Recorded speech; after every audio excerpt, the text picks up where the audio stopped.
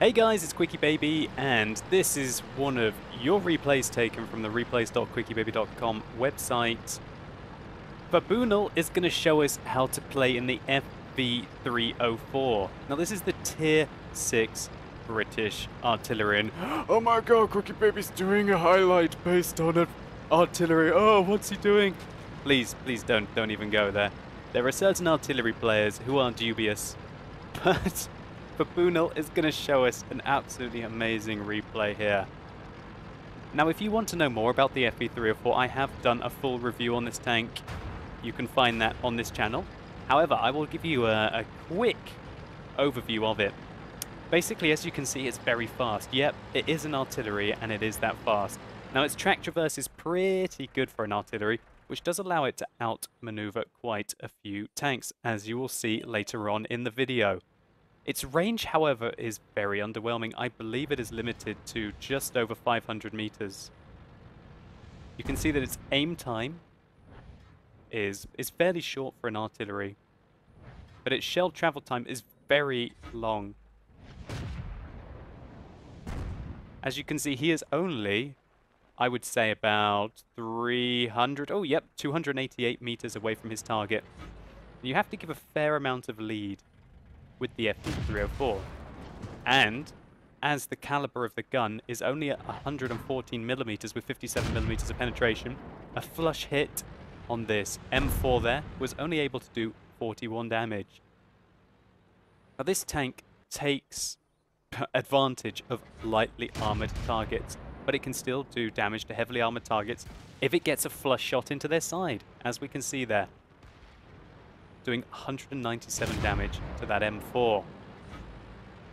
Now, Fabunal doesn't really do anything miraculous. For the first half of this replay, as you can see, there are two Cromwells racing across the middle of the map, trying to press the advantage for their team. They go dark, if you want to call it that, even though the VK was fairly near them, and now they're going and hunting that VK. Fabunal is focusing on the KV-1 here.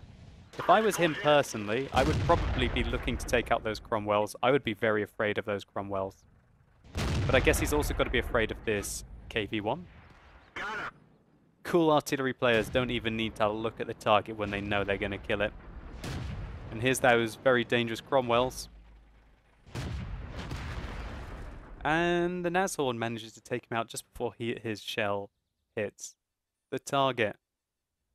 Now, it's amazing to think just how fast the FV304 is. The position that he's in is usually only for light tanks and medium tanks that race to get there at the start of the game.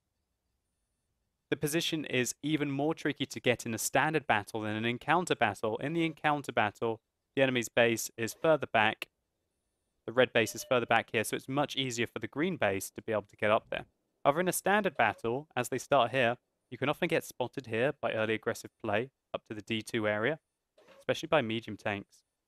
But because of the speed of the FV304, he would be up there really even before any tanks would get there, apart from if the Cromwells had raced there. Interestingly, though, for him, the Cromwells have raced down the middle of the map,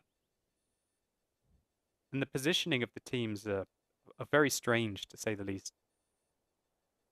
Now, these two Nashorns on his team are doing some work. D-Ghost just managed to take out the other Cromwell. Fantastic result. But those Nashorns, really, in a game where there are two artilleries on the enemy team, I would be terrified. Those lightly armored German tanks really do have to watch out for artillery. I'm going to speed the replay up a little bit here. As you can see, artilleries are just chilling. Finally, a target becomes available. It's that M4 that he spotted such a long time ago. Not this time, M4, not this time. Great shot there by Fabunal. Secures the kill on a very valuable asset on the enemy team. Now the waiting game is on again. Now a lot of you might be saying, why is Fabunal not aiming at that Panzer IV? And that's because really, the FV304 can only shoot 500 meters away. Fabunal realizes this, and so he's on his way east to be able to get within shooting range of that Panzer IV. Because for all he knows, he's going to have to defend the cap. Now his team are in a grave situation here. They're 4 tanks behind. Although they do still have a T-150 and 2 Nashorns left, which are played by decent players. I should have mentioned at the beginning that this is a 45% or so. If Bunal wants to win this game, he's going to have a really good roll. The Panzer IV foolishly stops. Nashorn tracks him, securing for Bunal's 3rd kill. Now this KV-1S. Bunal fast clutch, and he hits him. He hits him. He sees that he hits him, so he re-aims exactly where. That was an amazing clutch shot. But it looks like the KV-1S has moved. Now just to highlight again what happened there. So he fired clutch, and he saw his shell disappear. Now what that either means is that he hit an object which for some reason didn't explode on the render, like a tree or a flag post. Generally, if you hit a tree, you see it.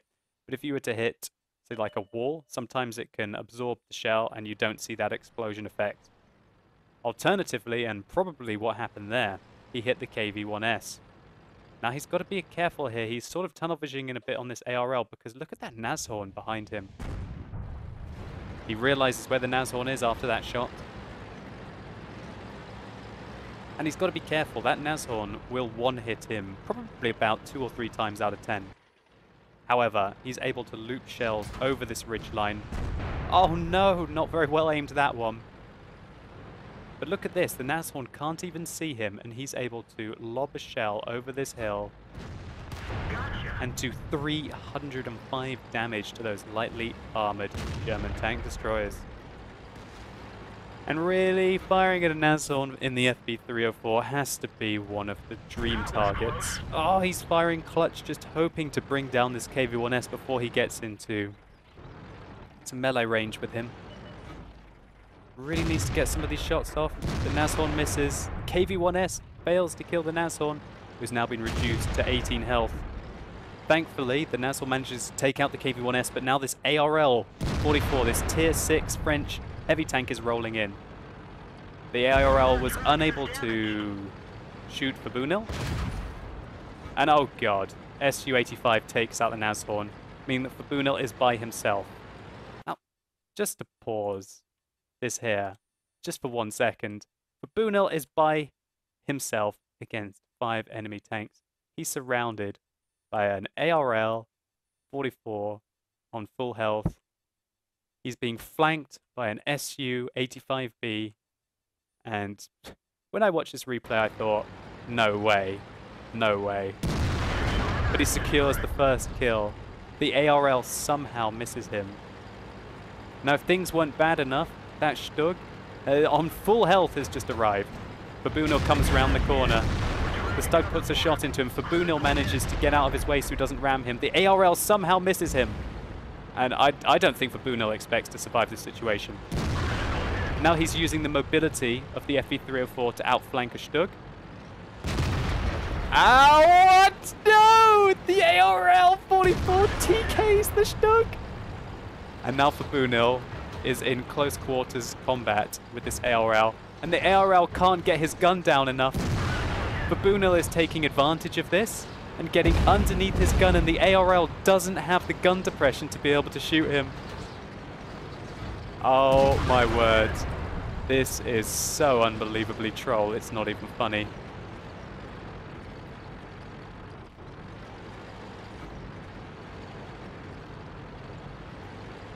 Oh no, oh no, oh no, oh no, oh no, oh no. Oh no, he's trying to dodge. He's trying to dodge the shot. Where's the ARL-V44? He can't get him. Oh, he misses him. Now a lot of you will be wondering why this ARL-44 is having such a bad time.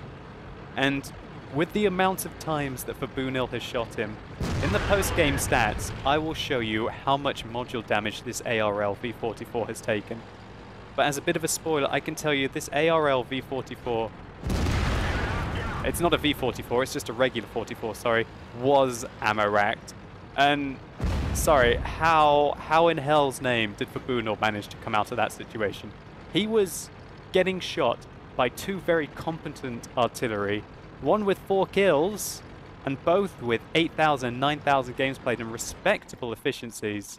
He managed to avoid all the artillery fire. He managed to kill a full health ARL 44, a full health Stug, and I just don't even know. This guy is running his luck, and he is on an absolute storm. But his job isn't over. Now he's got to handle 2 artillery.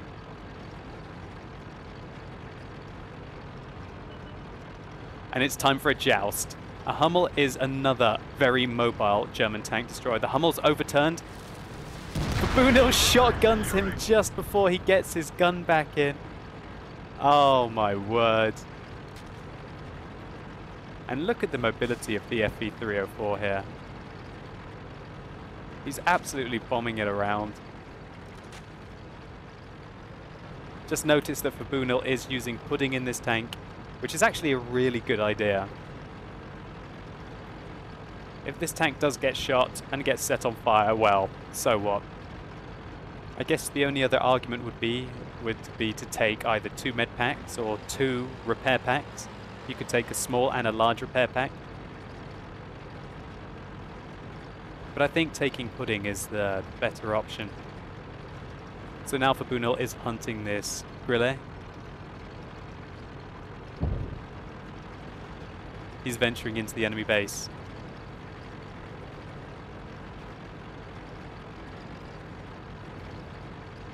He's trying to find this Grille. Where is he? Where is he? Where is he? Where is he? There he is. Grille's not aiming at him yet, and look at the slow traverse. Look at that slow traverse. And this must be one of the most satisfying moments for an FV304 of all time. This is what this tank is perfect for. Using its mobility to outflank its opponents and being probably the biggest troll artillery in the game. The fact that it's got such good track traverse, able to outmaneuver its opponents and make enemy artilleries look like junk. What an absolutely fantastic result there for Kabunil. One of the first artillery Kolopanov medals that I have seen. This is an absolutely fantastic result. Hats off to you, mate. I will be sending you 2,500 gold. Thank you so much for submitting your replay on replays.quickybaby.com. And let's just take a quick look at the post-game stats. So, he got his lucky medal as the ARL 44 killed that Stug. He got the Radley Walters medal as he did destroy 8 enemy vehicles in one battle of at least tier 5. And one of the best medals in the game, the Kolobanov's medal, for standing alone and winning against 5 enemy tanks. Kabunil was able to do the most damage on his team, 2,600. All the more impressive considering over half of his team only managed to do a combined 250 damage. Firing 29, hitting 19, of which 6 were hits by HE and 19 were penetrations. Interesting, if we look back here at the kind of module damage, Kabunil had taken out the ammo rack, the radio, and the tracks of that ARL. So that might explain why the ARL was so hesitant to shoot. But simply a fantastic replay and an absolute little troll of a tank. Again, if you're interested in the FV304, I have a quick tank review of this little monster, so you can go and check that out if you're interested in playing the tank. Just to reiterate, Kabunil, I'm sending you 2,500 gold. Thank you so much for your awesome replay.